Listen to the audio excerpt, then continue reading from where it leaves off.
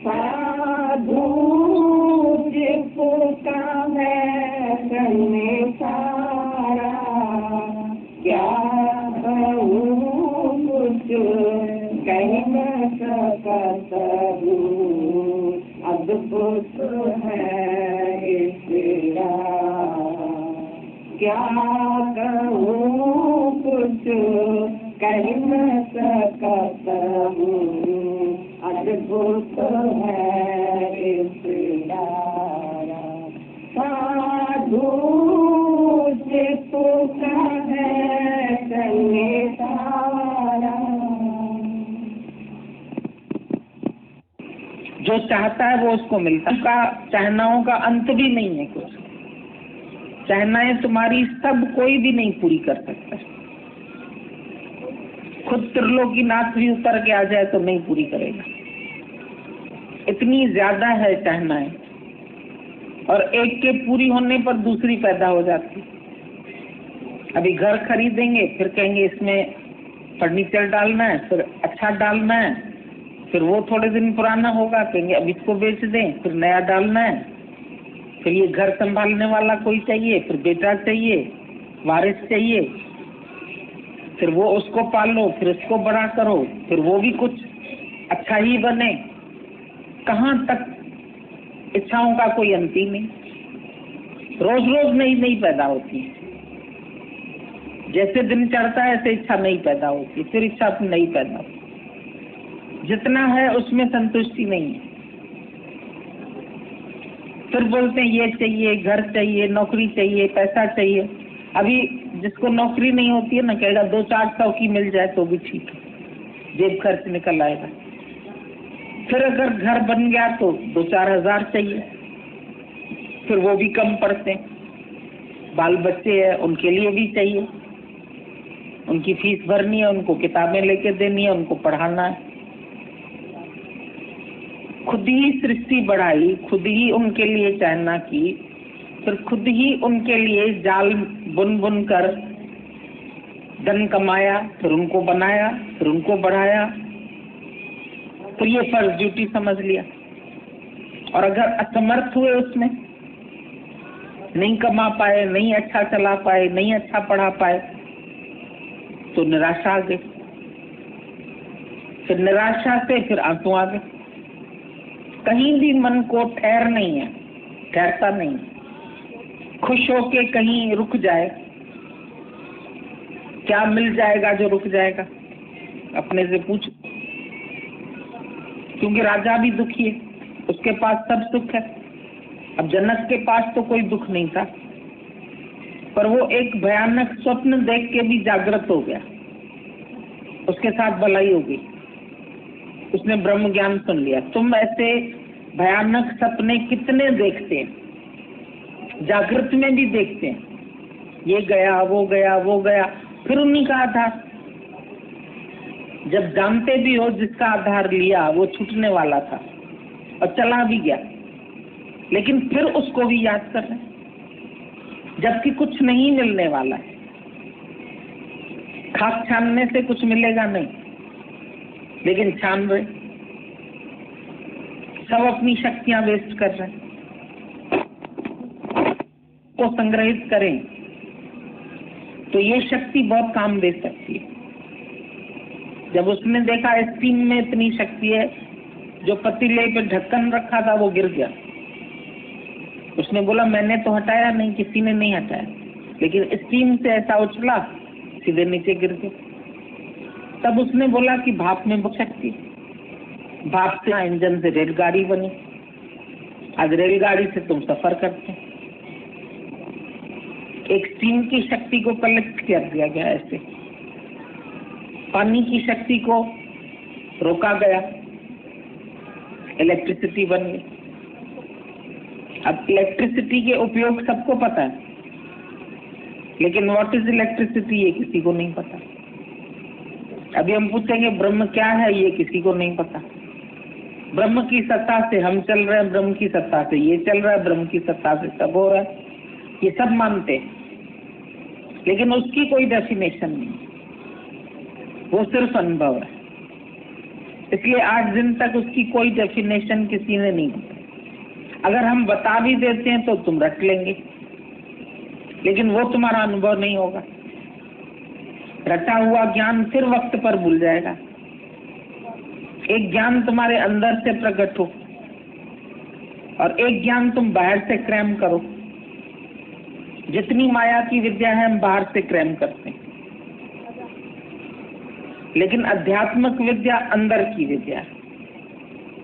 ये कुआं है, वो हौज है, वो बाहर से पानी हमने इकट्ठा किया, ये अंदर से पानी निकलता है, और जो पानी अंदर से निकलता है वो शीतलता दे रहा है, वो खुट भी नहीं रहा, खत्म भी नहीं हो रहा। जितना निकालो दिन दिन बढ़त सवाया और बढ़ रहा है, और क्रैम किया हुआ ज्ञान खत्म हो जाएगा।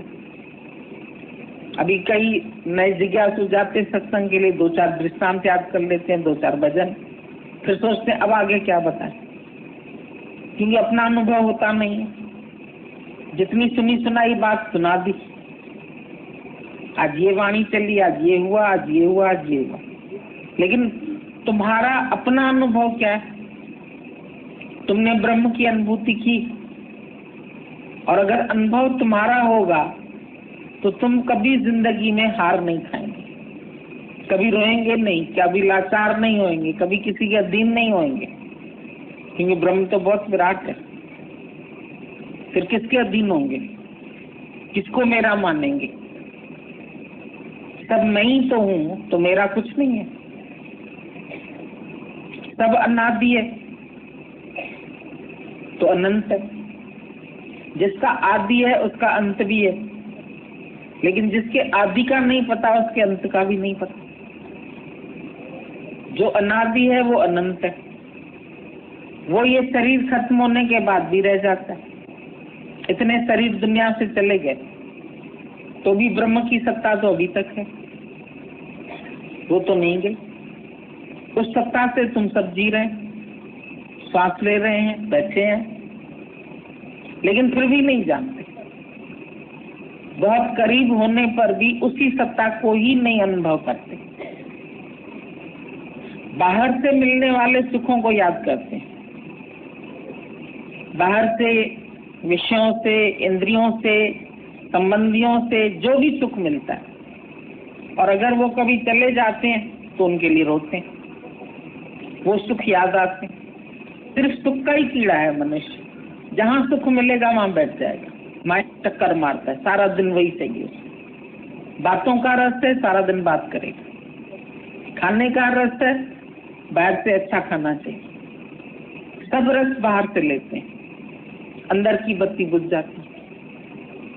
और जितने भी रस बाहर से ले रहे हैं वो भी अगर अंदर तुम्हारे लेने की क्षमता ही न हो तो सब ठीक है। सृष्टि की सुंदरता को कोई देखने वाला न हो तो सिर्फ सृष्टि की सुंदरता क्या है? कुछ नहीं। पहाड़ों पर इतने अच्छे अच्छे दृश्य, लेकिन वहां कोई नहीं रहता। कहीं कहीं कोई झोपड़ी दिख जाती, खेत संभालने वाले लोग रहते। धरती पर इतनी सुंदरता नहीं है यहाँ, लेकिन फिर भी लोग यहीं मरे रहते, क्योंकि अन्नमय कोश तक जी रहे। अन्नमय कोश की पूर्ति धरती पर ही हो रही। पहाड़ों पर जाएंगे, सुंदरता बहुत अच्छी है, रहो वहाँ। जब 4 दिन घूम के आते हैं कहते हैं बहुत अच्छा था, बहुत बढ़िया सीनरी थी, बहुत अच्छा लगा, बहुत अच्छी ठंडक। फिर उतरे क्यों? उतरे इसीलिए कि अन्नमय कोश नीचे ले आए, इसकी पूर्ति पहले करनी है। तो आत्मा की उड़ान में भी जब आते हो कहते हो बहुत मजा है, लेकिन फिर नीचे उतर, फिर देहाध्यास में आते, क्योंकि ये शरीर टाइम पर भूख लगेगी तो खाना मांगेगा, पानी मांगेगा। इसको जो सुख चाहिए वो यहाँ पर है, इसलिए यहाँ रहता है। पहाड़ों पर हवा बहुत अच्छी है, पोल्यूशन भी नहीं है, कुछ नहीं है, लेकिन लोग नहीं रहते, शहरों में रहते हैं।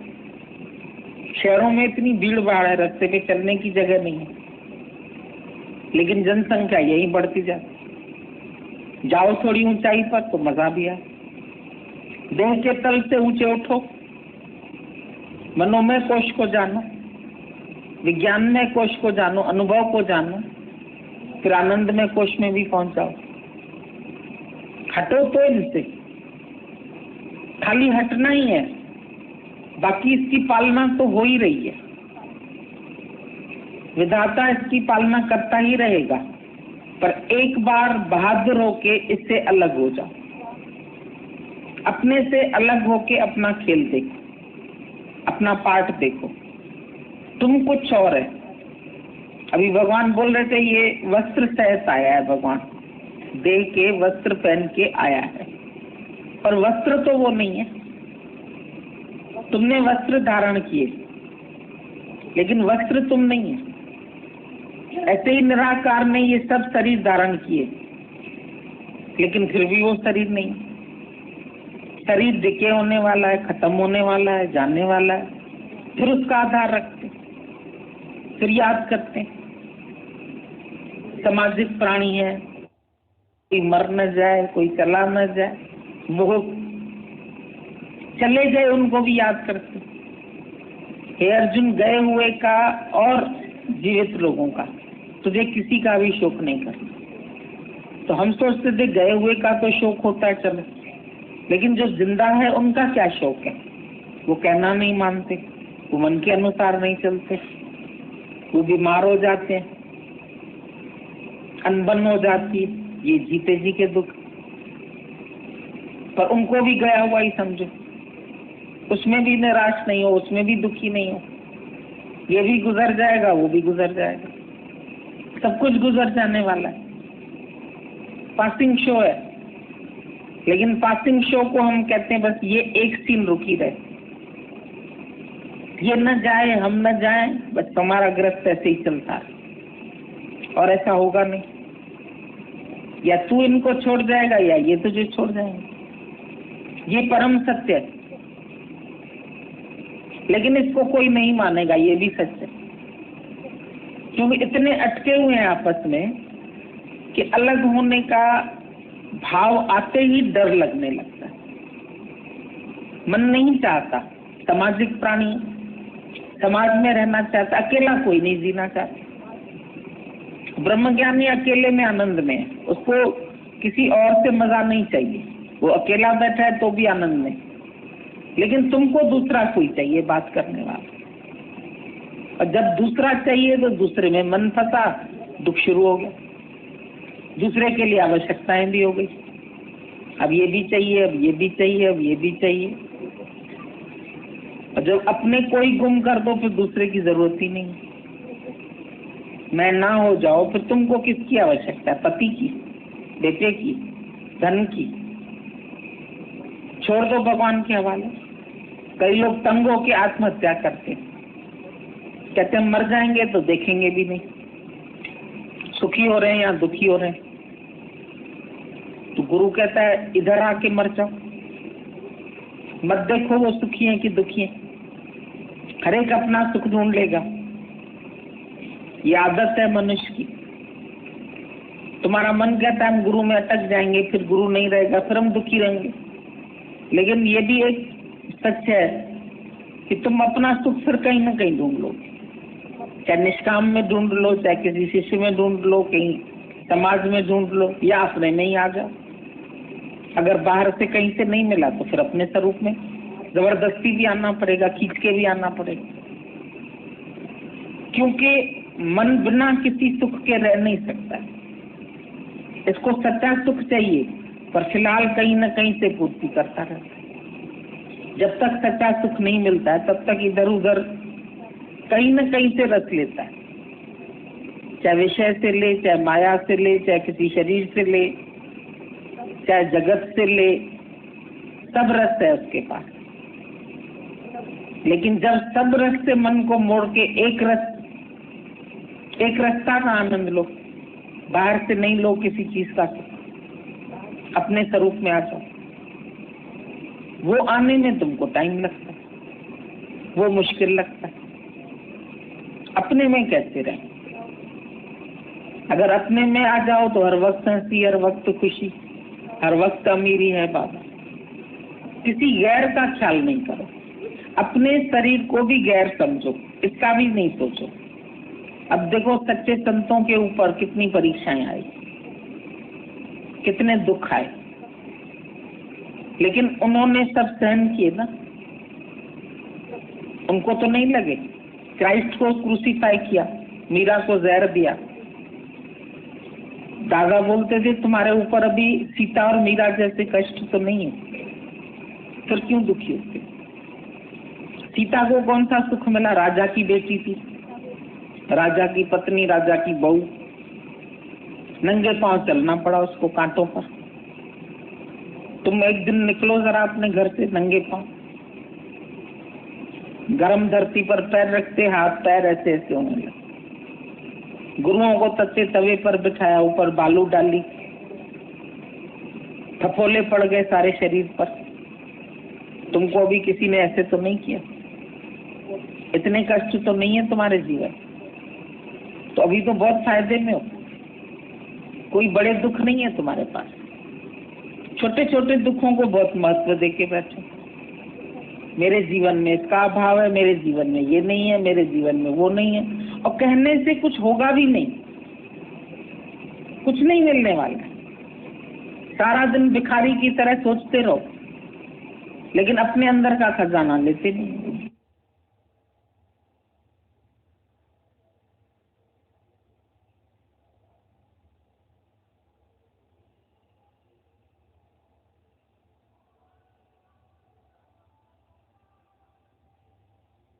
हरिओम। सभी को बहुत बहुत प्यार। हम सभी का सौभाग्य है जो प्रभात वेला में सबका सुंदर मिलन हो जाता है।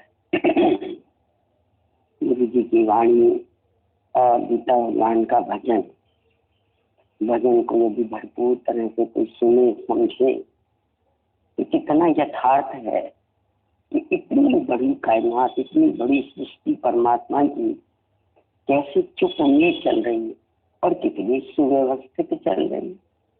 दिन में दिन होता है, रात में रात होती, दोपहर में दोपहर होती।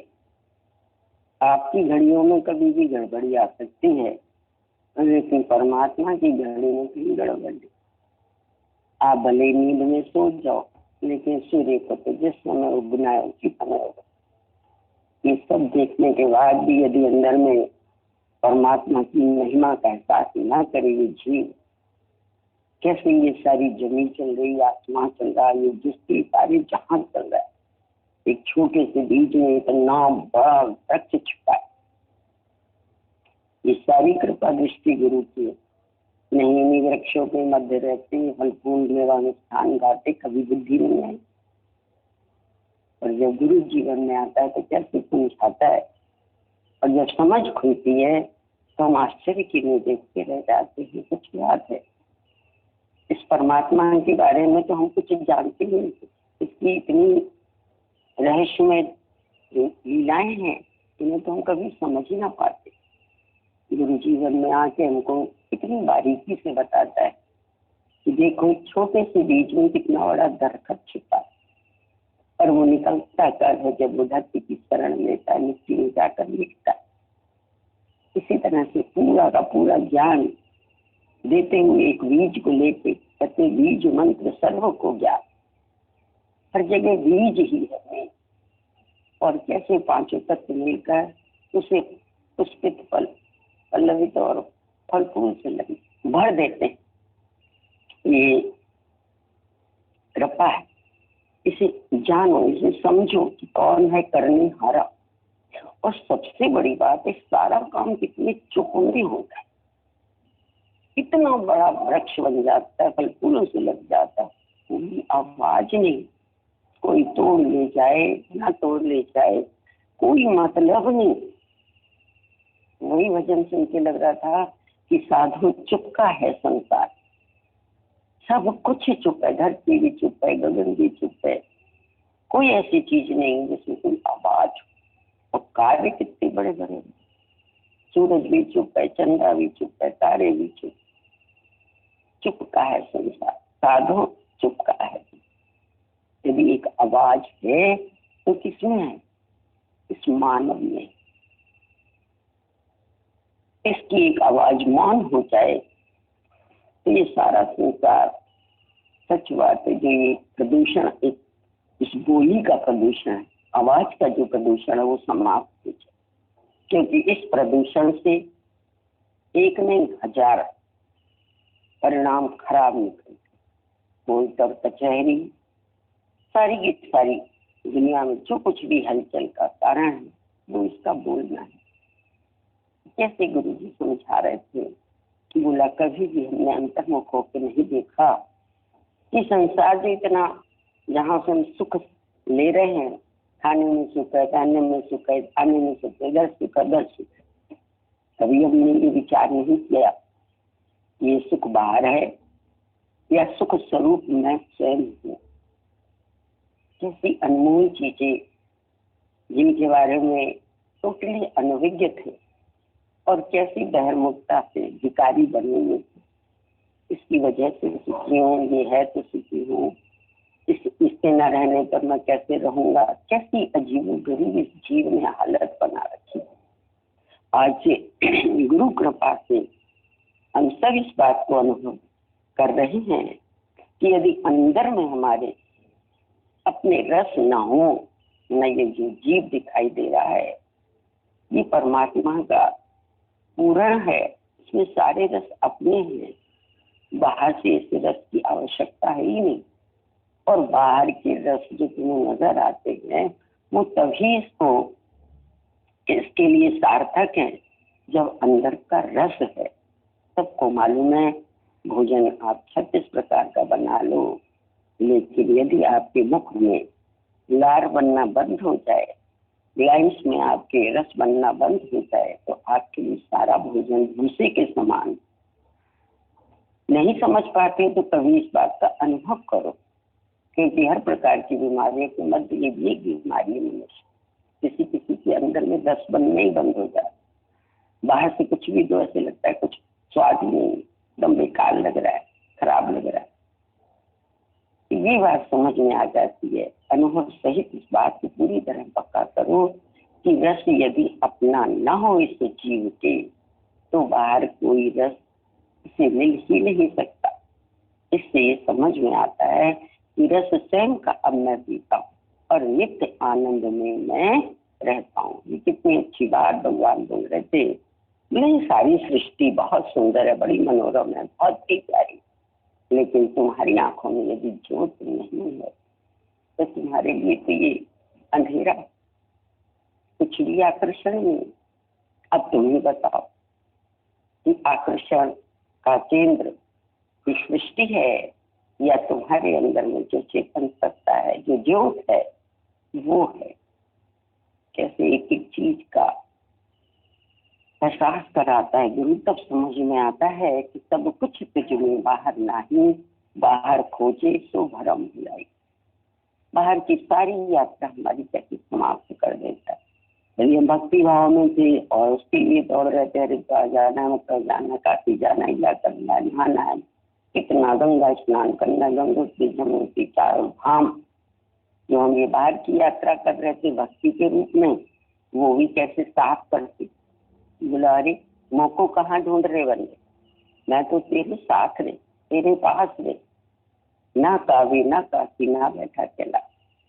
कभी भी ये बात हम लोग समझ ना पाते, इस भरम जाल से कभी मुक्त ना हो पाते। लेकिन कैसे उन्होंने अपनी जान से, अपनी सत्य समझ से हम सबके अंदर में सच डाल दिया, ये समझ खोल दी कि अरे शक्ति है तो सब है ना, बिना रव के सबका कोई वैल्यू नहीं। सारी दुनिया में कब घूम के आए, सारी जगह का कब आनंद लेके आए, जब तुम्हारे अंदर स्वयं चैतन्य महाप्रभु, चैतन्य परमात्मा विराजमान। तो अपने घर की चीज तो देखी नहीं और बाहर कैसे बहुत उसकी बड़ाइयां भी करनी। तो वही गुरु दिखाता है कि अंतर्मुखता में आओ, अपने आप को जानो, अपने को पहचानो। तो याद आ रहा था जैसे विवेकानंद नरेंद्र नाम बताकर अपना परिचय देता है गुरु को, कैसे उन्होंने उनका ज्ञान व्यक्त किया। और थोड़ी देर जब वो अंतर्मुखता में आया और गुरु की बातों पर ध्यान दिया, तो उसके अंदर से अनुभव हुआ कि गुरु जो कह रहा है एकदम सच है। और यही बात भगवान अभी कह रहे थे, गुरु का ज्ञान तुम सुन लो और सुना है, उससे काम चलेगा नहीं, इसका तुम्हें खुद में अनुभव होना चाहिए। और जब वही ज्ञान तुम्हारे अनुभव से निकलता है तो कैसा है, जैसे हौज का पानी नहीं, हौज का पानी तो बस सुना और सुना है, रटन तो विद्या है, लेकिन जब वो तुम्हारे अनुभव के साथ निकलेगा तो ऐसे लगेगा जैसे अथाह जल, रुके नहीं रहा, प्रवाह उसका बंद ही नहीं होगा, इतना है। ये बात सच है। जैसे जैसे आप अपने अनुभव के साथ आते हैं, आप देखते हैं अपने अनुभव से जो बात निकलती है उसका प्रभाव भी सामने वाले पर वैसा ही। इसीलिए गुरु ने कहा कि आज तक इसका नाम कोई न रख पाया सत्संग, अनुभव का ज्ञान उजलता किया। तो ज्ञान को हमारे केवल श्रवण नहीं, केवल लिखना पढ़ना नहीं, केवल सुन के सुनाना नहीं, बल्कि इसे अपने जीवन में पहले अनुभव करो। तुम्हारा अनुभव का जो थप्पा होगा वो तुम्हारे लिए सदैव के लिए जागृत करेगा और सामने भी किसी को उससे लाभ हो सके। आज गुरु के अनुभव कहीं तो ज्ञान, जब वो बताने लगते हैं तो ऐसे लगता है कि बताते ही जा रहे, बताते कितना गहराई से तुमको एक एक चीज का एहसास है, अच्छा लगता है और टच भी करता है। जब सामने कोई बैठ के और इस सत्य को बता रहा है और वो उसके जीवन में हम देख रहे हैं, और आवाज में देखो कितना अंतर आता है। जो अनुभव का ज्ञान होता है, अनुभव आपके जीवन में होता है, जिस वचन को लेके उसके जब आपके मुख से दो वचन निकलते हैं उसमें कितनी सॉलिड बना होता है, पावर होती है, सामने वाले को टच करता है। इसीलिए बार बार गुरु को ये बात बतानी है कि हम लोगों का ये ज्ञान जो है अनुभव का है। भले तुम सारे दिन सत्संग में बैठो सुनो, पर यदि तुमने उसमें से एक भी वचन अपने जीवन में नहीं फील किया तो सब बेकार। और उसमें से एक वचन भी लगा लेते, एक ही वचन तो लगाया। कैसे उन्होंने इस बात को गहराई तक ले जाके जब विचार किया, ये तो रामकृष्ण जी सही बोल रहे हैं, ये नरेंद्र नाम तो छुट्टी के दिन रखा गया। और जैसे उन्हें अंदर से ये अनुभूति हुई, उसके बाद दोबारा वो भूले, दोबारा भटके, फिर उन्होंने अपना नाम नरेंद्र बताया। हम लोग कहते कैसे हमें याद रहे एकदम आत्मस्वरूप, कैसे उसे याद रहा, कैसे वो अपने निश्चय की कुंती में आया और कैसे सबको उसी निश्चय से जगाया। मेरे अपने आप कह के, मेरे अपने आत्मन कह के, अपने स्वरूप कह के, इसी तरह से तो उसने देशों में भी जाके जगाए। किसी को ये परिचय नहीं मालूम, कोई कहता था अमेरिका वासी, कोई कहता था यूनान वासी, पर कितनी सुंदर भाव से अंदर का अनुभव था ना, दृढ़ता थी ना, निश्चय था। तो कैसे भाव से उन्होंने ये कहा, मेरे अपने आत्मन, मेरे अपने स्वरूप। और सब कितना नए परिचय से कितना खुश हुए, क्योंकि इसके बारे में कोई नहीं जानता। इसीलिए अनुभव की जरूरत। जैसे ये अनुभव हमें होता है कि अरे ये शरीर तो जड़ है, चैतन्य सत्ता से चेतन, वो ही दृष्टि हमारी सर्वत्र जाती है। और जब उस दृष्टि से हम देखते हैं तो सर्व मम रूप का नजर, और जब सर्व मम रूप है तो हमारी भाषा कौन सी होगी, मेरे अपने आप, मेरे आत्मन, मेरे आत्मा स्वरूप, यही कहेंगे ना। तो ये परिचय जो हमारा पूर्ण परिचय, पूरी सृष्टि में मैं वो चैतन्य करके व्याप्त हूँ, कि ऐसा हमारा पूर्ण परिचय है, जागृति है। इसी को बार बार गुरु जगाना चाहता है। हम बार बार फिर कुछ बन जाते, फिर समाज के प्राणी बन जाते, फिर किसी का बेटा, किसी की बहू, किसी का पति, किसी की पत्नी। निरंतर धार पड़ने पर एक पत्थर में छेद हो जाता है, विवेकशील प्राणी का विवेक जग जाए और ऐसा जगे कि फिर उस पर धूल न आए। इस सुंदर दर्पण पर प्राणी धूल न जमने पाए, तोरा मन दर्पण कहलाए। ऐसा इस मन का ज्ञान निवृत्त हो कि पुनः इस पर धूल भी न आए। और इसी के लिए निरंतर जागृति की जरूरत। अभी तो जगाया, अभी फिर सो गया तो काम नहीं बनेगा। जागो जागो और जगाओ। जगाओ के लिए क्यों कहा? बोला जगाने वाले को अपने आप पहले जागना पड़ता है, इसलिए जागो और जगाओ। काम में लग जाओगे, उसी में रम जाओगे, उसी का रूप हो जाओगे। और जो ये कहना गुरु का नहीं मानता है वो फिर पीछे मुड़ के इसके नाम रूप में अटक जाता है और एक बार बैक हुआ नहीं कि फिर से उसे उठाना कितना कठिन होता है। इसीलिए बोला गेंद को संभाल कर हाथ में रखिए, तो जहां तक की चाहिए तो तुम जा रहे चलती चली जाए, और जरा सी तुम्हारे हाथ की ढिलाई हुई तो सीधी नाली में। ऐसे ये विचार, ये मन यदि इसे अपने हाथ के साथ रखते, अपने आत्म स्वरूप के साथ बांधे, अहम ब्रह्मास्मि करके अपने को पकड़े हो, जाने हो, समझे, तो ऊंचाई की ओर बढ़ जाते हैं। क्योंकि सारी सृष्टि, सारी कायनात, जो कुछ भी जड़ चेतन दिखाई दे रहा है उसमें इतना प्रतिबिंब दिखाई देगा, सर्व मम रूप दिखाई देगा और हृदय विशालता से भर जाएगा। गद गद हो जाओगे, मस्त हो जाओगे, प्रसन्न चित्त रहोगे। वाह वाह वाह कर ये जीव अपने आप में जब तक इस वाह वाह की अवस्था में नहीं आता, समझ लो कहीं ना कहीं कुछ बना और बना के बैठा। टोटली वाह वाह वाह निकलना चाहिए इस सत्य को समझने के बाद। तो वही बात ऐसे ही गुरुओं को रोज रोज कहता है, केवल इसे श्रवण नहीं करो, केवल इससे फायदे तक नहीं लगाओ कि हाँ गुरु जी उस समय ज्ञान याद आ गया ना तो शांत हो गया। अरे तुम पहले ही इतने शांत हो जाओ कि तुम्हें 100 लोग भी गिनाए तो तुम मुस्कुरा के कह सको, अरे भाई संसार की यही गति है, इस संसार की गति है, ये सारी सृष्टि परमात्मा की अमानत है, ये सारी धरती की अमानत है, ये यही से प्रकट है और इसी में विलीन होने वाली। इसलिए उतना ही उपकार समझ जो जितना साथ निभा। कितना भी तुम पैसा पकड़ना चाहो, कितना कुछ भी तुम पकड़ नहीं सकते, पर पकड़ के जितने समय पकड़े रहते देखो कितने भारी है, और जैसे ही हाथ खोलते भी हो जाते। क्यों? क्योंकि लेके कुछ नहीं आए थे। तभी तो वो संत कहने लगा भी नहीं फायदे नहीं, क्योंकि जो तन के कपड़े हैं वो तो नहीं चोरी हुए। इस बात पर विचार किया कभी कि किस खुनकी के साथ रहता है, कि कितने उससे का भगवान अभी तेरे लाख लाख टुकड़ा नहीं। पूछ लिया किसी ने, अरे ऐसी कैसी? बोला अरे तन के कपड़े थोड़ी पहन के आया था, ये तो बच्चे हैं, अभी फायदे में हूँ कि जिसका नजर इतने फायदे पर आ जाएगी, बताओ उसके द्वारा कब सिखवा शिकायत हुई। इसलिए कल भी दादा जी कह रहे थे, शुक्राना और मुस्कुराना ये तुम्हारे लिए एक औषधि है और तुम्हारा स्वरूप का परिणाम यही है।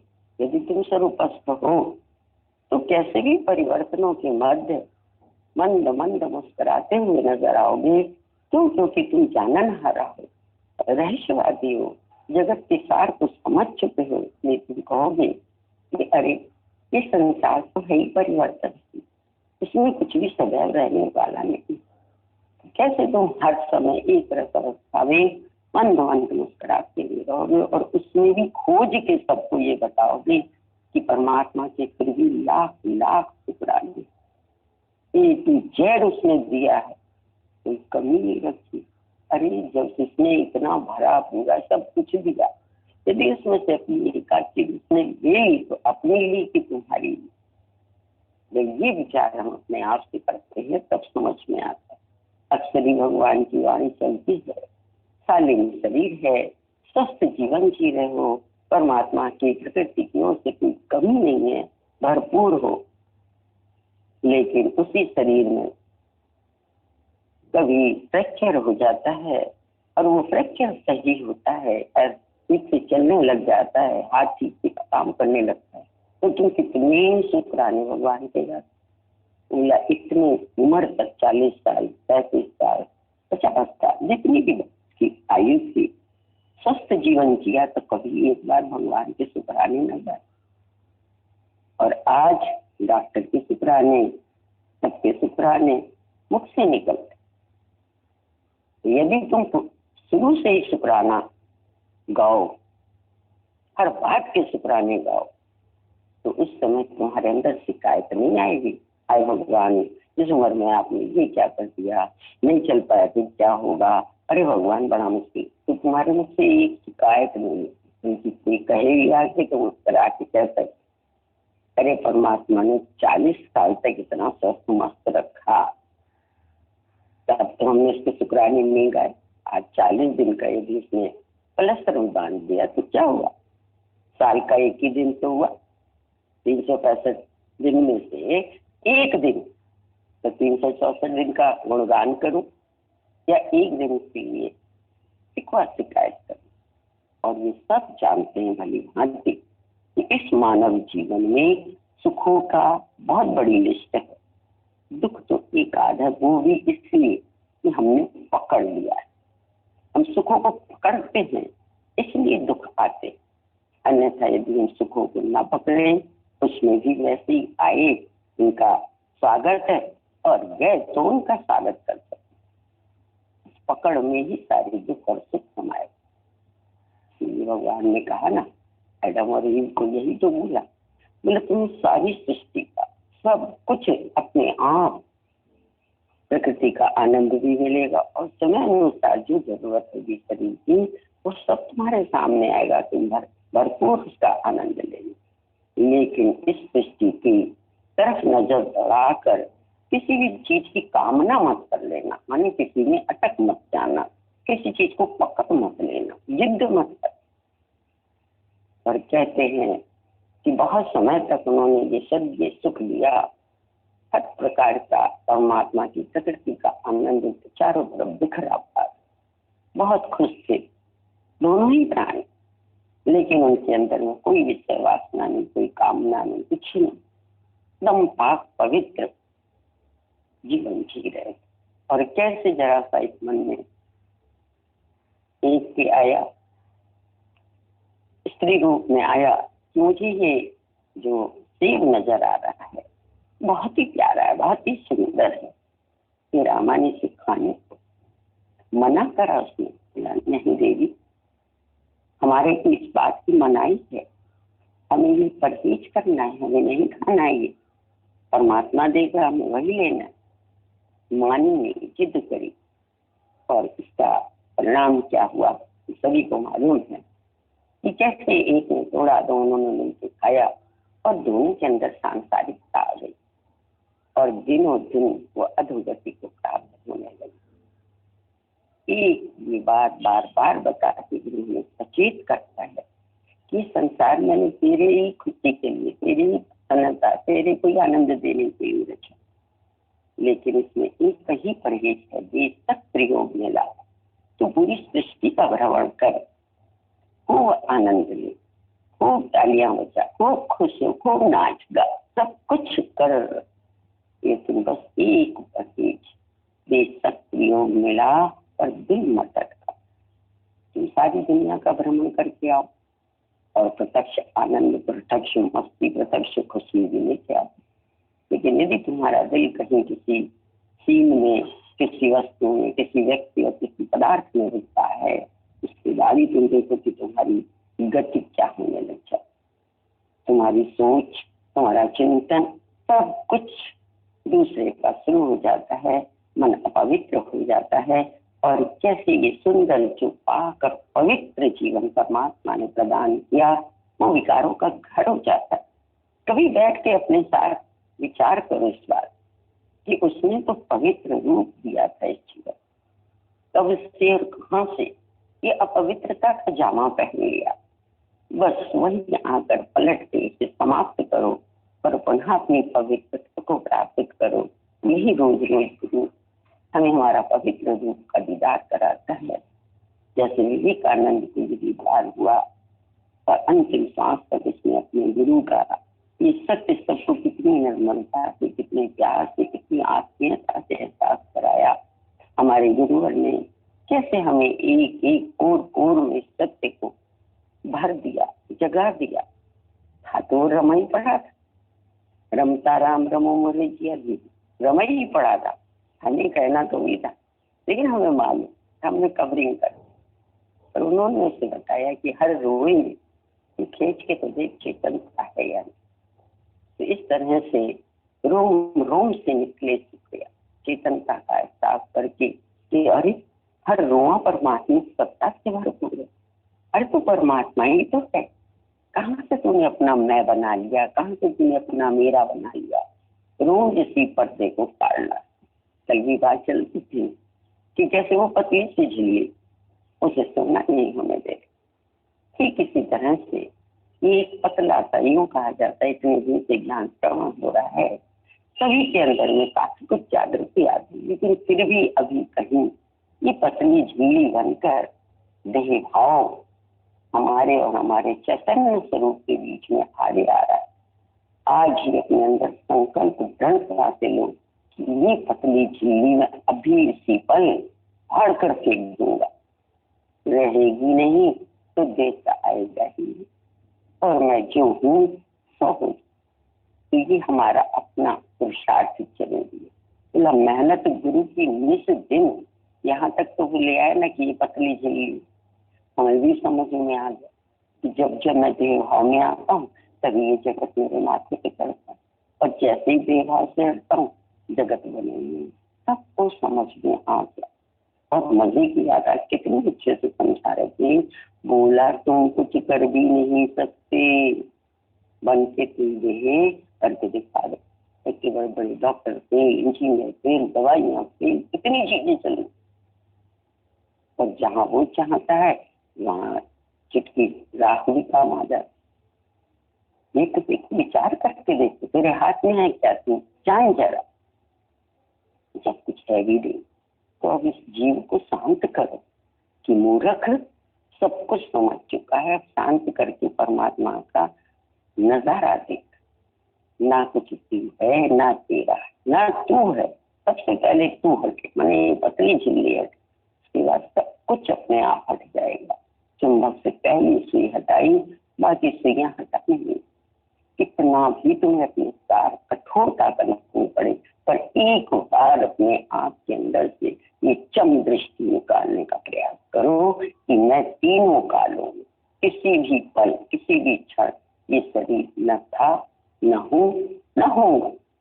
और जिसने ये संकल्प कर लिया, जो इस संकल्प की दृढ़ता को प्राप्त हो गया, फिर वो कहाँ रहेगा, अपने चैतन्य स्वरूप में रहेगा। अब बताओ, एक ही चीज तो है, चाहे जड़ बन जाओ चाहे चेतन, और चेतन के बाद अपने ही जड़ का भी पूरा लाभ। कितना आज गुरुओं के जीवन से हम देखते हैं, सारे हमारे पंच परमेश्वर, हमारे गुरुदेव, मीना मम्मी भगवान, सब जितने भी जीवन हमारे सम्मुख भी हैं और जिनके बारे में जानते भी हैं, सबके जीवन से कितना बड़ा कार्य हो। सोचो कहाँ मरा ये जड़ और कहाँ इस चेतन संस्था के जोर से कितना अथाह कार्य हो सकता है। और अथाह कार्य ही नहीं, कैसे सर्व का प्यारा और सर्व का न्यारा हो सकता है। जो प्रेम हम 2 और 4 से चाहते हैं, 1 से चाहते हैं, वो प्रेम हमारे लिए जैसे बरसात से जाए, 24 घंटे उस प्रेम में स्नान करेगा ये जीवन। अपने से पूछो, घाटे का सौदा करना है या फायदे? और जब भी समझ में आ जाए तो अपनी जिंदगी में कभी घाटे का सौदा मत करना, इस भ्रम से अपने को मुक्त कर लो। फिर एक ही बात कही जा रही है, जाओ और देखो, जिस समय बालक संसार में आता है देह धारण करके, उसके पास क्या होता है, कैसा होता है, कौन कौन उसके साथ आता है।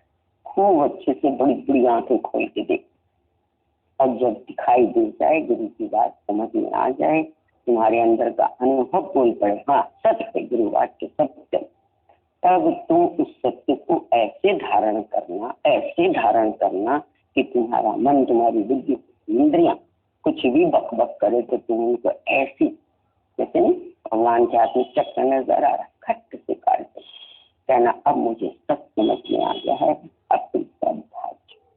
और जो स्वयं से जीत गया, जो मन जीत हो गया, जो इंद्रिय जीत हो गया, बताओ वो स्वयं ब्रह्मा विष्णु महेश इस स्थिति में नहीं होगा, स्वयं ब्रह्म नहीं होगा। अब उसको कहीं किसी प्रकार का कोई गंदी जोड़ा रह जाए तो इस प्रकार से को फिर प्यार से अपने स्वरूप से करना, अपने ऊपर कृपा करे। बहुत नहीं, थोड़ी नहीं, थोड़ी देने पे चाहे, जितनी सांसें भी भगवान ने दे रखी है। आजकल तो इस सांसों का बड़ा सुंदर खेल चल रहा है, कम से कम अब तो इनकी कदर करें। 4 सांसें यदि प्रभु ने दी हैं तो पूर्ण विश्वास के साथ अपने अमृत स्वरूप में सांस में अहम ब्रह्मास्मि, अहम ब्रह्मास्मि, अहम ब्रह्म, अपने सिद्ध परिचय के साथ। धन्यवाद सभी को, बहुत बहुत प्यार। सभी अपने आप में इस संकल्प को भी लेंगे और इसके अनुरूप उनका जीवन होगा, ऐसा हमारा पूर्ण विश्वास है। धन्यवाद, बहुत बहुत प्यार।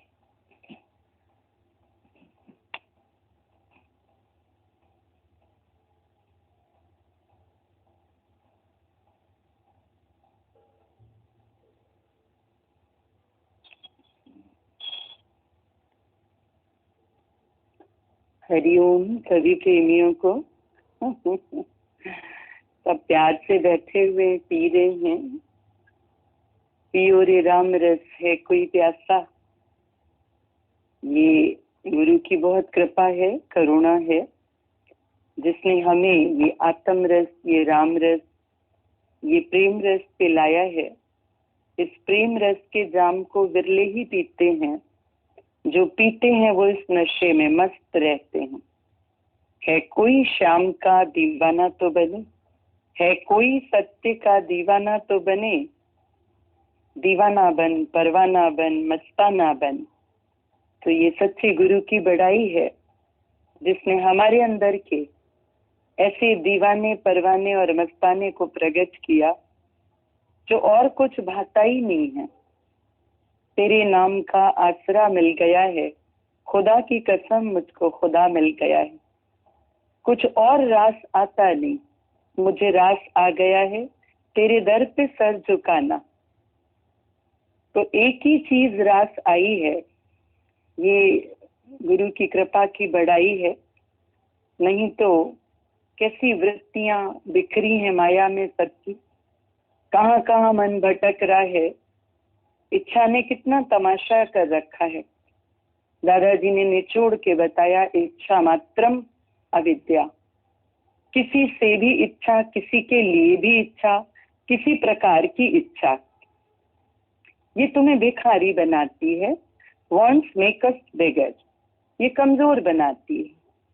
और ऐसे इस इच्छा कामना भरे मन को कैसे गुरु ने निस्वार्थ, निष्कामी, निरीच्छा बना करके और लुटाना सिखाया है।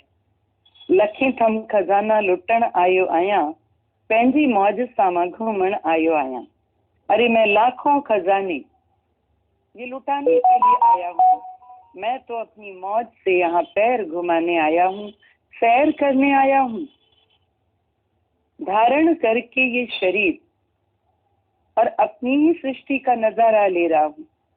राम झरोक के बैठ के सबका मुजरा ले, साक्षी भाव से दृष्टा होकर के मौज कर रहा हूँ, खेल रहा हूँ। अभी ख्याल आ रहा था, ऐसे ही अक्सर गुरुजी मिसाल देते थे, बोलते थे एक बच्चे को देखो तुम। अभी तो खैर बच्चे आउटडोर गेम्स कम करते हैं, नहीं तो रेत बालू जब घर के बाहर डलवाई जाती थी कंस्ट्रक्शन पीरियड में, तो बच्चे देखो उसमें खेलते थे। घर बना लिया, काफी देर लगा करके और उसमें रेत में घर बनाया। फिर शाम हो गई, रात होने लगी, तो माँ ने डांट के आवाज लगाई, अरे कहाँ है? और देखा पूरा रेत में भरा सना पड़ा। चल अंदर चल। तो बच्चे क्या करते थे, बोलते थे 1 2 और अपने ही बनाए हुए जो इतनी देर से बनाते थे उसको खुद ही तोड़ करके और हा हा करते हुए ऐसे घर में आ जाते थे। तो बचपन में देखो ये कैसी समझ होती है हमारी, है ना, कहीं पर भी पकड़ नहीं है। और जैसे जैसे उस बच्चे में भी पकड़ आती है तो दुखी सुखी होने लगता है, कैसे उसमें जिद हट आने लगता है, तेरा मेरा आने लगता है, मार भी खाने लगता है, डांट भी खाने लगता है। तो यात्रा देखो शुरू कहाँ से हुई थी, वापस उस बचपन में आ जाओ जहाँ खेल है। देखो बच्चे को खेलने में मजा आता है, तो क्यों ना इस जीवन को खेल करके खिला जाए। पकड़ भारी करती है ना, पकड़ दुखी करती है। वही बच्चा थोड़ा बड़ा हुआ और समंदर किनारे गया माँ के साथ, नदी किनारे, और उसने खूब वो पत्थर सुंदर सीप गोंगे सब बटोरे। और जब आते समय कार में बैठने लगे तो माँ ने बोला क्या मट्टी मट्टी सारी हाथ को कर लिया, देख तो जेब में भर लिया, ये कार गंदी करेगा क्या, सब वहीं फेंकवाया। वो देखो कितना पैर पटक के रोता है, मैंने इतनी देर इकट्ठा किया, इतने सुंदर थे, चिकने थे, मैं खेलता सजाता ये करता। पकड़ दुखदाई है। अच्छी तरीके से इसको और समझते चले। बोला एक चील देखो आकाश की उड़ान भरती है ना, लेकिन जब वो देखती है मांस का टुकड़ा तो नीचे आती है और फिर वो उस मांस के टुकड़े को लेके उड़ान भर रही है। पर अब जो उड़ान उसने भरी तो हजारों चीलों ने उसका पीछा किया। क्यों पीछा किया? उस मांस के टुकड़े के लिए।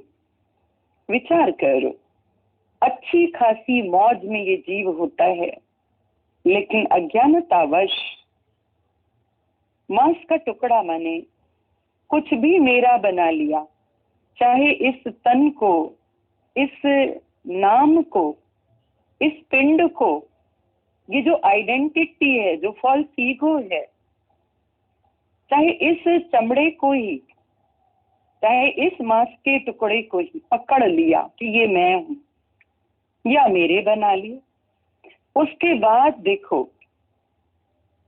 क्या स्थिति होती है, इतने विचार पीछा करने लगते हैं, इतनी चीलें क्या हैं, पीछा करती रहती हैं, पीछा कर, कितने कमजोरी के विचार, नेगेटिव थॉट, कितनी तरीके के विचार, विकार जैसे पीछा करने लगते हैं और वो छोड़ते ही नहीं है। कहते हैं जब उस चील ने मांस का टुकड़ा फेंका, छोड़ा, तो सारी चीलों ने उसका पीछा भी छोड़ दिया। अक्सर सब बोलते हैं हम ये जो ख्यालों का झंझावात है, जो ये इतने ख्याल है, इतने थॉट्स चलते रहते हैं, हम इनसे कैसे छूटें, हम नेगेटिविटी से कैसे छूटें। तो विचार करो कि ये जो शोर है ये है किस कारण से, क्यों इतने ख्याल हैं, क्यों इतनी चीलें पीछा कर रही हैं, कब से पीछा करने लगी?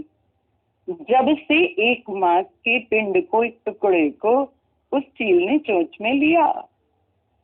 तो इस जगत में कुछ भी मेरा बनाने के बाद पोजीशन, जो पोजीशन है, जो पोजीशन है, जो पकड़ है, यहाँ कभी भी हमें निश्चिंत रहने ही नहीं देगी। निर्विकल्प समाधि लगेगी ही नहीं, निर्द्वंद समाधि होगी ही नहीं, हलचल बनी रहेगी, ख्यालों का शोर रहेगा ही रहेगा। क्या कारण है? क्या कारण है? कुछ पकड़ लिया है। कैसे गुरु ने देखो हमें जंगल का वासी नहीं बनाया, आश्रम का वासी नहीं बनाया, पर जहां पर भी सब बैठे हैं वहां माया के स्वरूप को बताया कि पकड़ ही माया है।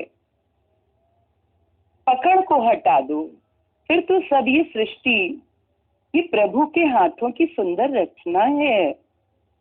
और इस रचना में उस रचनाकार के दर्शन करके हर एक क्षण उससे अपनी तार जोड़ो, अपना योग जोड़ो। रचना राम बनाई रे साधु।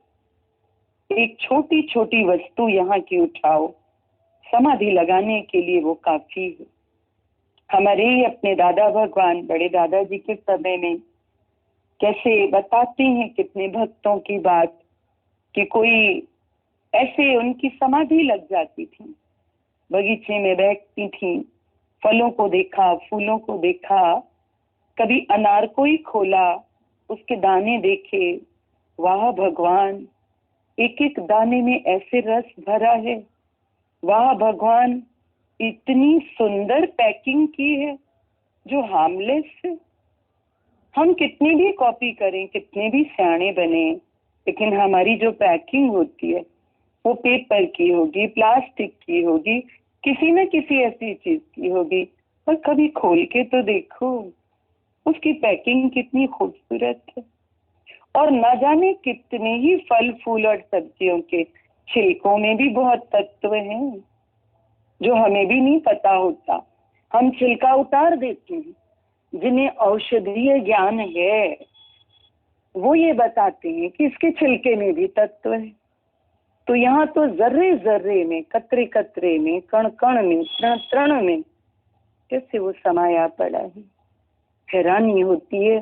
सरसों के तेल के टीन आते हैं, टैंकर भरते हैं, और जब विचार करो कि ये निकला कहाँ से, छोटी छोटी गोलियां, इतनी नन्ही, कैसे उनकी बालियां, वाह भगवान, ऐसी तेल की पैकिंग।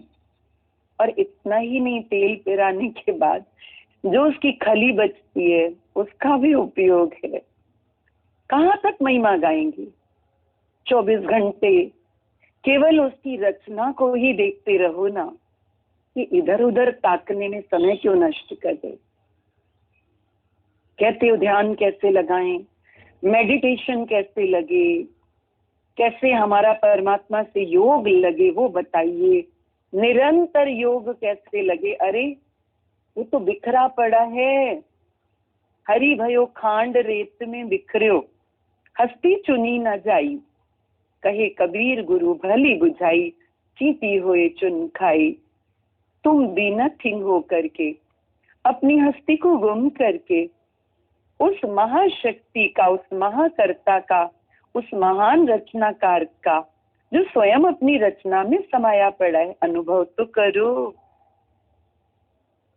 कहीं भी प्रकृति तुम्हें किसी क्षेत्र में रख दे, अरे कहीं भी रख दे, वो तो सर्वव्यापी सत्ता है। और फिर कहीं दिखे ना दिखे ये पिंड, अरे इस पिंड की रचना तो देखो, इसके संचालक को तो देखो, इसके नियंता को तो देखो। रचना राम बनाई, रचना राम बनाई। बार बार इस रचना पे विचार करो। ऐसे लगता है जैसे कोई किसी प्रेमी ने अपने प्रेमी को अपने से मिलाने के लिए, वो रहता तो ऊपर है, तो उसने सोचा कि मेरा प्रेमी मेरे तक आ जाए और छिप के ये मिलन भी हो जाए चुपचाप।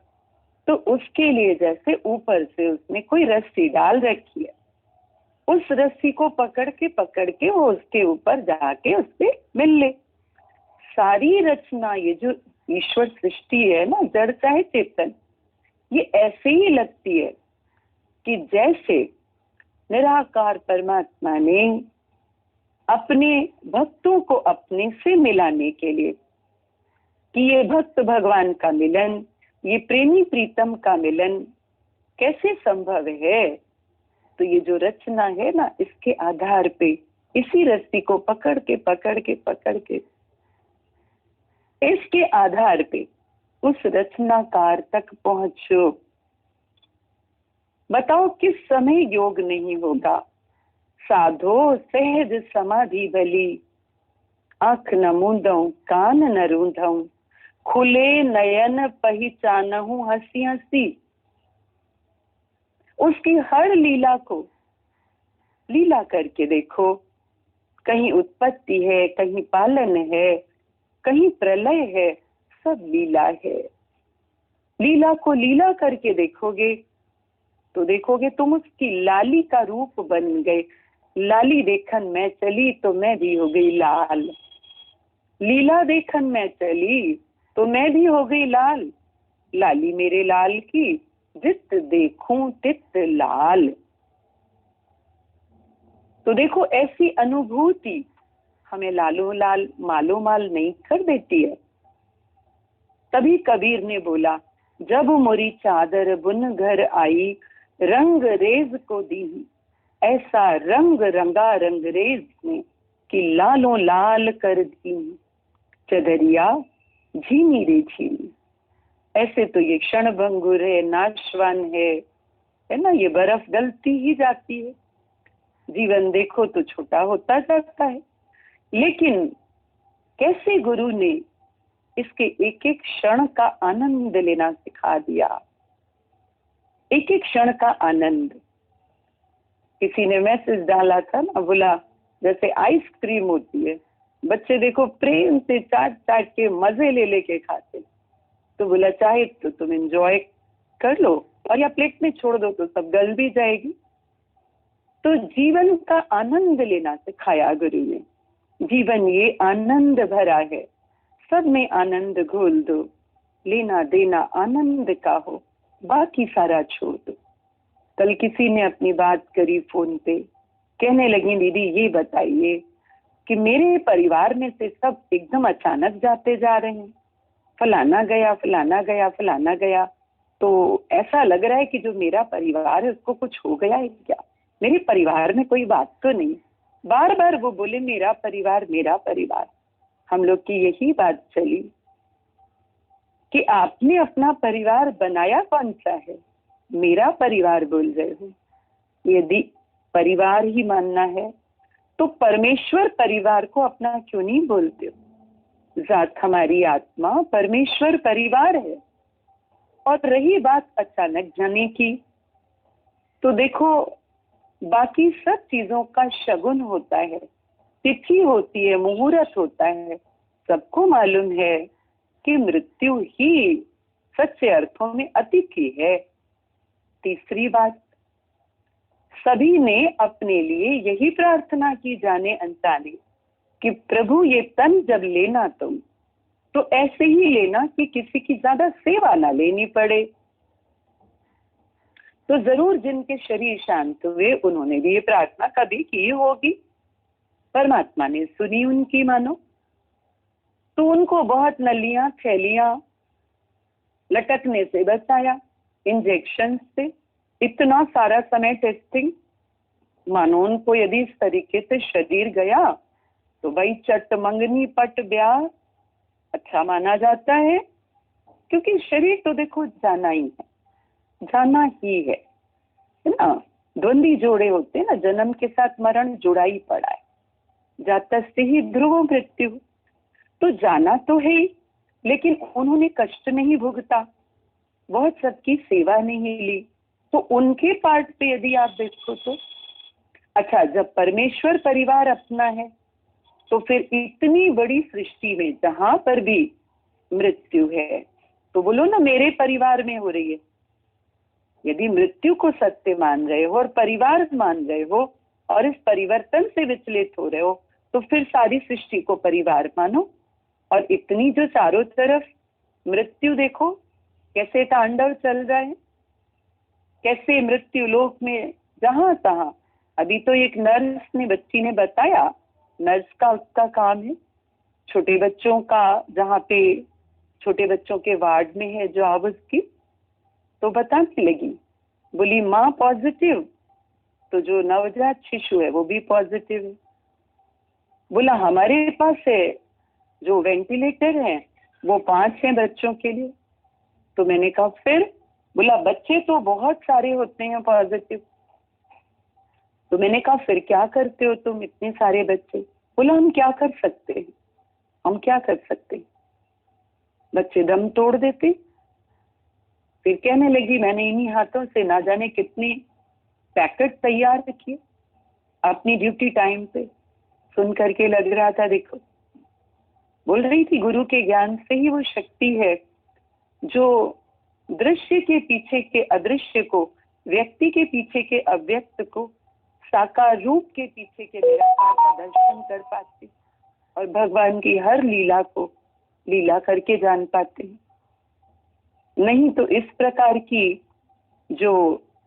के दृश्य हैं, घटनाएं हैं, देखो तो दिल को दहला देने वाली, देखो तो मन कैसा हो जाता है कि छोटे छोटे ये नवजात शिशु और इनका जीवन, पर गुरु के ज्ञान से ही ये समझ आती है कि है सब कर्मों का हिसाब, इतना ही हिसाब था उनका जो पूरा हुआ, आगे उनकी यात्रा और है, क्योंकि ये जीव तो यात्रा कर रहा है ना, और ये सारी जून उसका पड़ाव होती है।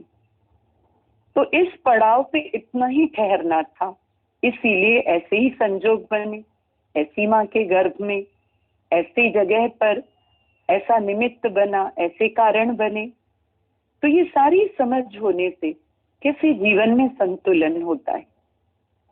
फिर हमने देखा, जो कल बात कर रही थी, उन्होंने बोला कि एक और भाव अंदर में भय बना हुआ है, जैसे तो बोलने लगी आपसे शेयर कर रहे हैं, भैया अभी नहीं रहे और इस साल फिर भाभी भी नहीं रही, तो उनका जो बेटा है अभी वो 24 साल का है और इतना इकलौता सारे धन का वारिस है सब तरफ से। तो अंदर में एक भय आता है कि कुसंग में पढ़ करके ये कहीं बिगड़ ना जाए। अब ध्यान देना, 2 प्रकार का शोक होता है इस जीव को। गीता में स्पष्ट लिखा है कि 2 प्रकार का शोक है, एक गए हुए प्राणियों से संबंधित और एक जीवित प्राणियों से संबंधित। तो अब वो जो गए हुए प्राणियों से संबंधित शोक है, मानो मन ने उससे अपनी सेटिंग भी बना ली, भाई what can not be cured must be endured, उपाय नहीं है, बिना उपाय वाली बात है तो स्वीकार करनी ही पड़ेगी।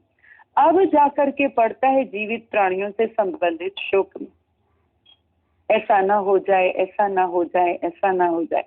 अब देखा जाए तो दुनिया में तो न जाने कितने इस उम्र के बच्चे हैं, और क्या हमें सबकी चिंता है?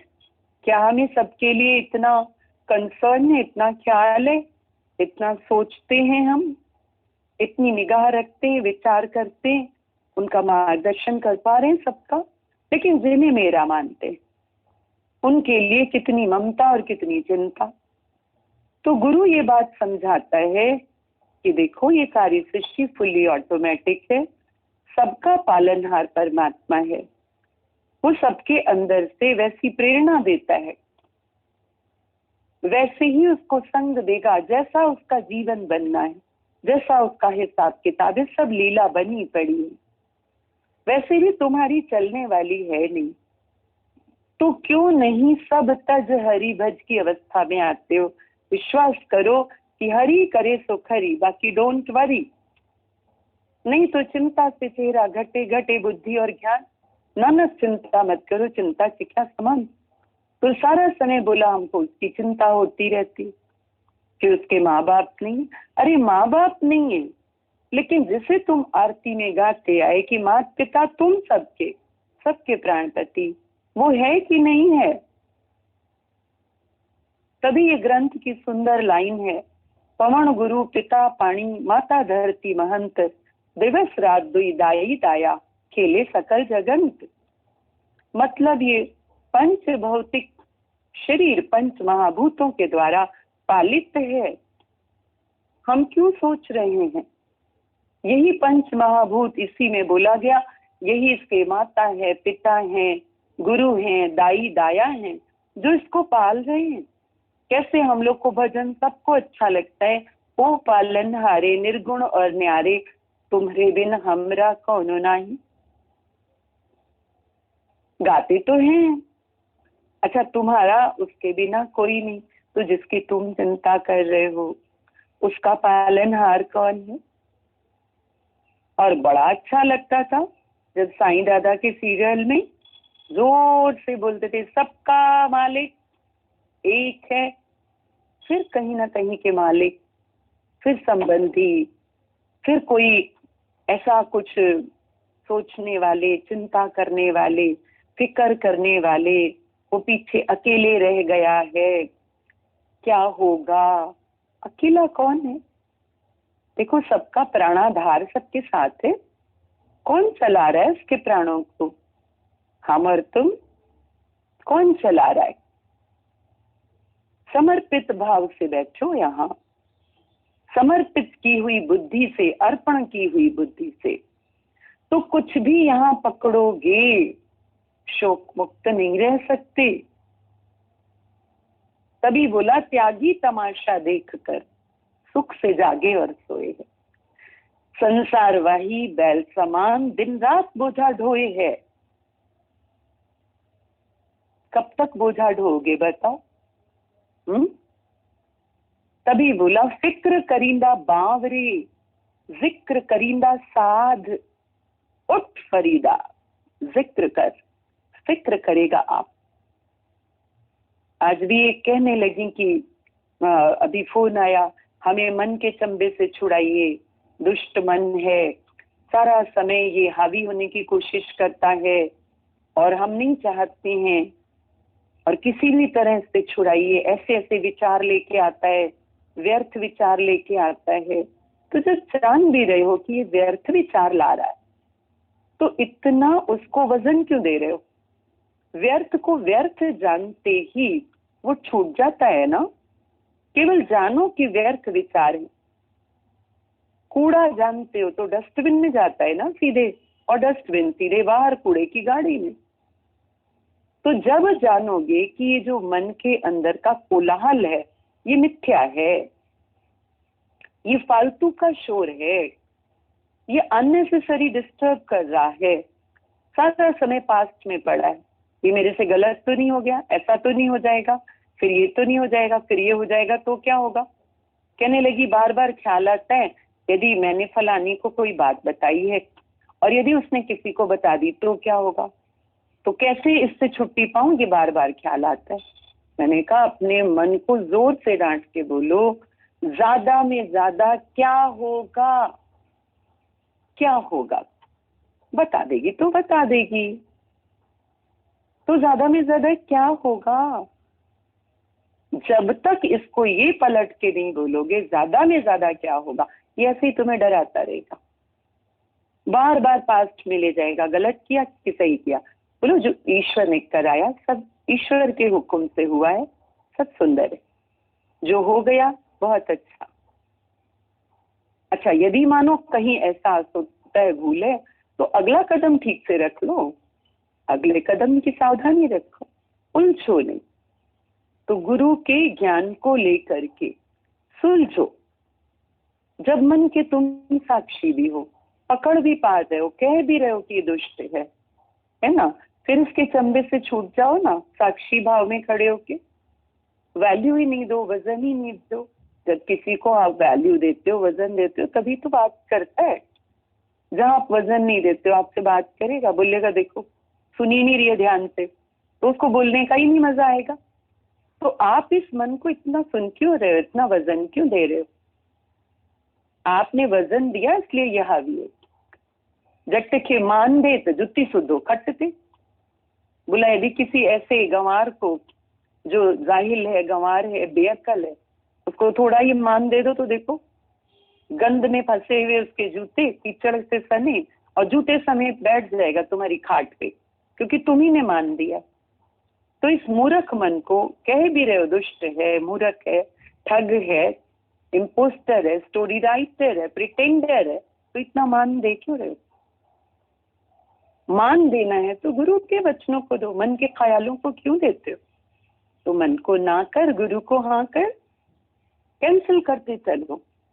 इतना घाटा इसने डाला, तुम्हारी नींद गंवाई, चैन गंवाया, और तुम पहचान भी रहे हो, फिर इसके लिए दरवाजा खोल के बैठे हो, फिर स्वागतम का बोर्ड लगा के बैठे हो, वेलकम का।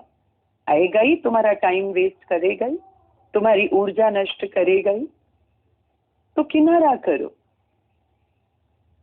इस मन के स्वामी हो तुम, साक्षी हो तुम।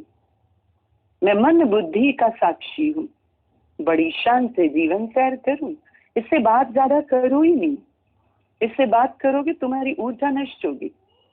एकदम बात मत करो, ये शुरू ही करे ना, उधर ही बोलो, बोलो मैंने अपने गुरु को सुनना है। तुझे जब जब सुना मेरी हानि हुई, तो वैल्यू ही नहीं दो। तो ये गुरु की दी हुई समझ है, वो धारण करोगे तो सुंदर होगा जीवन, नहीं तो बस इसके चक्कर में पड़े रहना। ये तुमको डराता रहेगा, कमजोर करता रहेगा। बोला है किसी ने, बोला फियर की मीनिंग बताई, बोला फॉरगेट एवरीथिंग एंड रन। जितनी फालतू बातें हैं उनको भुला करके और तुम आगे की ओर चलो। यदि नहीं करोगे ऐसा तो मन तुम्हें डराता रहेगा, कमजोर करता रहेगा, पिछली बातें ले ले करके। और बोला दूसरा अर्थ बताया, बोला face everything and rise.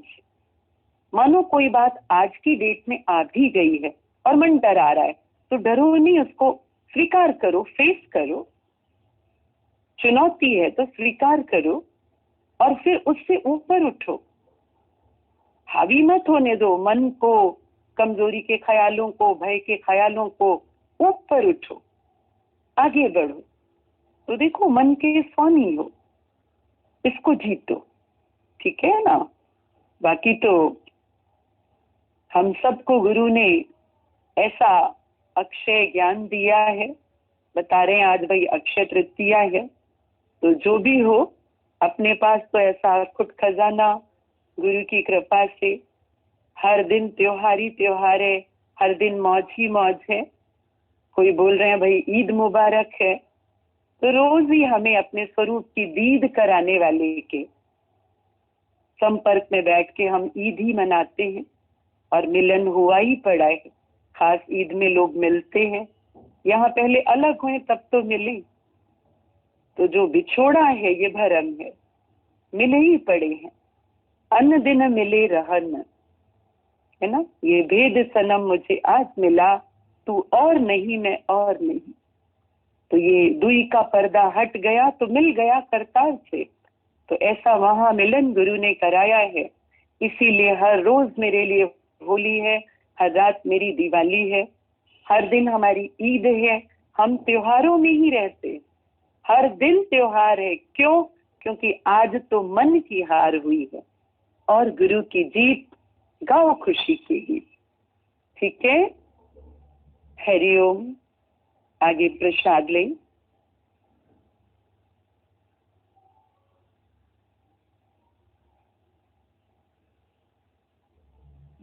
Hariom. सभी प्रेमियों को, सभी को ईद बहुत बहुत मुबारक हो। कल भी श्याम भगवान, मीरा भगवान को सुन रहे थे, दुबई वालों से, सारे प्रेमियों से मिल रहे थे भगवान, और इतने अच्छे से उमंग उत्साह से ईद मुबारक कर रहे थे। उन सब ने भी एक वीडियो बनाया था, सुंदर सा दिखाया पहले भगवान को, और उसके बाद कहने लगे कैसा बना है आप बताइएगा, ताकि हम सबका हीमोग्लोबिन बढ़ जाए। तो इतनी खुशी से मीरा भगवान बाद में तारीफ कर रहे थे। ऐसे लगता है कि कैसे सच में गुरु बालकवत होकर के हमारी हर खुशी को स्वीकार करता है, अप्रिशिएट करता है। चाहे हम अभी चलना ही सीख रहे हैं, चाहे बहुत अच्छा नहीं भी कर सकते, लेकिन कैसे वो हमें बढ़ाता है, प्यार करता है, इंस्पायर करता है। तो बहुत ही अच्छे से कल सबको मुबारकबादी दे रहे थे श्याम भगवान और मीरा भगवान। अच्छी लगी बात, अभी जीजी ने भी बताया, यही कह रहे थे कि जब परमात्मा का मिलन हो जाता है तो सच्ची ईद तुम्हारी हो जाती है। जब तक परमात्मा का अंदर में से मिलाप नहीं होता है, अंदर में उसका दीदार तुमने नहीं किया, तो समझो तुम्हारी ईद नहीं है। तो सच में आज हम सब भाग्यशाली हैं कि कैसे गुरुजी ने हम सबको ऐसा अकुट खजाना दिया है ज्ञान का, जिससे हम सब अपने भीतर में ही उस परमात्मा का दर्शन कर पाते हैं। और सच में मनुष्य जन्म तभी सफल है जब हम उस परमात्मा को पूरी तरीके से जान पाएं। और सामने भी फिर, क्योंकि जब इधर देखेंगे तो सामने क्या दिखेगा, सामने भी वही दिखेगा। कई बार लोगों का ये कहना होता है कि भगवान का दर्शन नहीं कर पाते, कैसे करें, सामने भगवान नहीं दिखता। तो गुरुजी ने बोला कि जब तुम अपने भीतर में देखेंगे, अपने को जानेंगे, अपने भीतर में उसका दीदार कर लेंगे, तो सामने के लिए तुम्हें पूछना नहीं पड़ेगा, ऑटोमेटिकली दर्शन ही वही होगा, क्योंकि आंखों में वो बस जाएगा, उसी स्वरूप को ही तुम हर जगह देखोगे। तो सच में हर दिन हम सबका त्योहार है, हर दिन होली है, दिवाली है, ईद है। भगवान बोल रहे थे, श्याम भगवान, ऐसे ही उमंग में रहना, उत्साह में रहना, हर दिन अपनी ईद मनाना, मौज में रहना। तो कैसे आशीर्वादों की वर्षा समय समय पर गुरुजनों के मुख से होती रहती है। तो सच में हम सब बहुत भाग्यशाली हैं जो परमात्मा का दर्शन हम सबको गुरु ने कराया। अभी भजन निकला है, गाते हैं। जीवन में आई बहार, गुरु के संग प्रीति लगा के। जीवन में आई बहार, गुरु के संग प्रीति लगा के। सच्चा मिला आधार, गुरु के संग प्रीति लगा के। सच्चा मिला आधार, जग को समझ सच हम तो बेचैन होते थे। हालत बदलती थी तो हंसते थे रोते थे, हंसते थे रोते थे, बेचैन होते थे। मिथ्या हुआ संसार, गुरु के संग प्रीति लगा के। मिथ्या हुआ संसार, गुरु के संग प्रीति लगा के। जीवन में छाई बहार, खो जाता जिसको हमने मंदिर ठिकानों में। खो जाता जिसको हमने मंदिर ठिकानों में। पाया ना उसको लेकिन सारे जमाने में। पाया ना उसको लेकिन सारे जमाने में। सारे जमाने में मंदिर ठिकानों में। दिल में मिला दिलदार, गुरु के संग प्रीति लगा के। दिल में मिला दिलदार, गुरु के संग प्रीति लगा के। जीवन में आई बहार, थोड़ी गई कुछ बाकी फिर था गवाना ना। थोड़ी गई कुछ बाकी फिर था गवाना ना। बचनों में डूबे रहना, प्रेम भुलाना ना। वचनों में डूबे रहना, प्रेम भुलाना ना। प्रेम भुलाना ना, व्यर्था गवाना ना। खुशियाँ मिली बेशुमार, गुरु के संग प्रीति लगा के। खुशियाँ मिली बेशुमार, गुरु के संग प्रीति लगा के। जीवन में आई बहार, गुरु तेरे प्यार ने ये निश्चय कराया है। गुरु तेरे प्यार ने ये निश्चय कराया है। मुक्ति के खातिर मनुष्य चोला ये पाया है। मुक्ति के खातिर मनुष्य चोला ये पाया है। चोला ये पाया है, निश्चय कराया है। हो गए हैं भव पार, गुरु के संग के हो गए हैं भव पार। गुरु के संग प्रीति लगा के जीवन में आई बहार। गुरु के संग प्रीति लगा के सच्चा मिला आधार। गुरु के संग प्रीति लगा के सच्चा मिला आधार। गुरु के संग प्रीति लगा के जीवन में आई बहार। हरिओम। थैंक यू सभी प्रेमियों।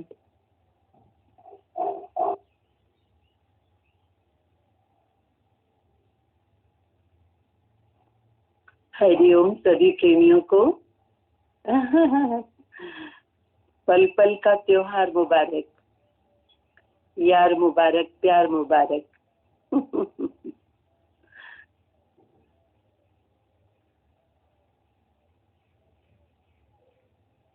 भरोसा जिसी का भगवान में है, उसे कोई चिंता न करनी पड़ेगी।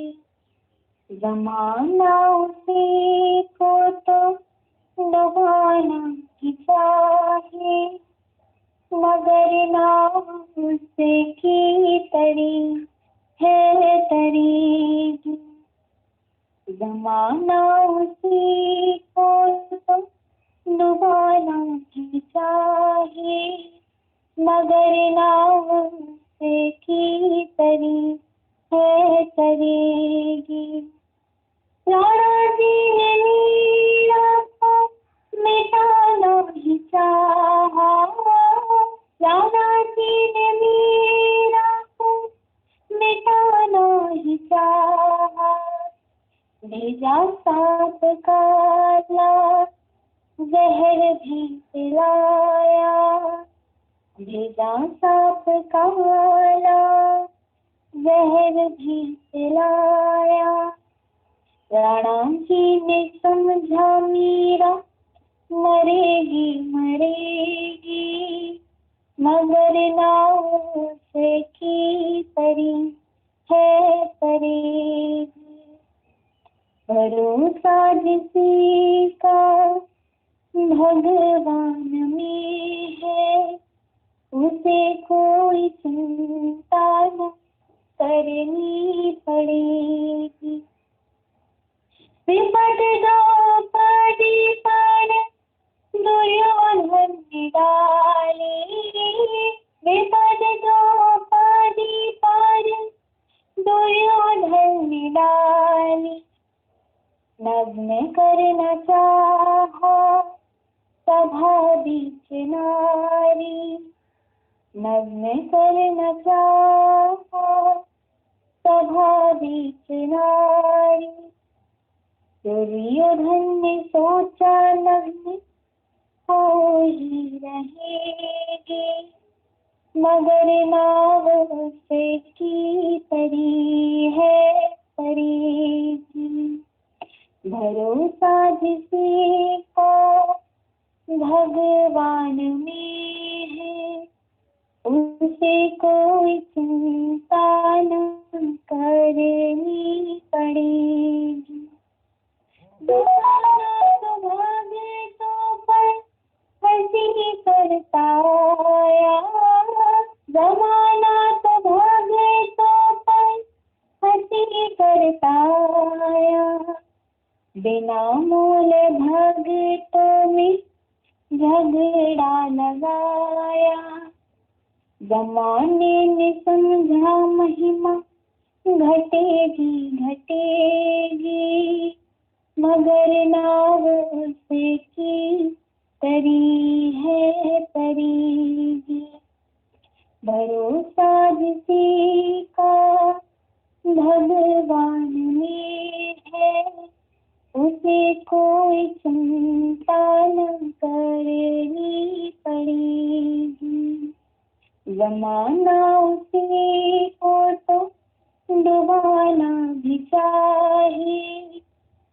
मगर नाव से की तरी है तरीगी, मगर नाव से की तरी है तरी।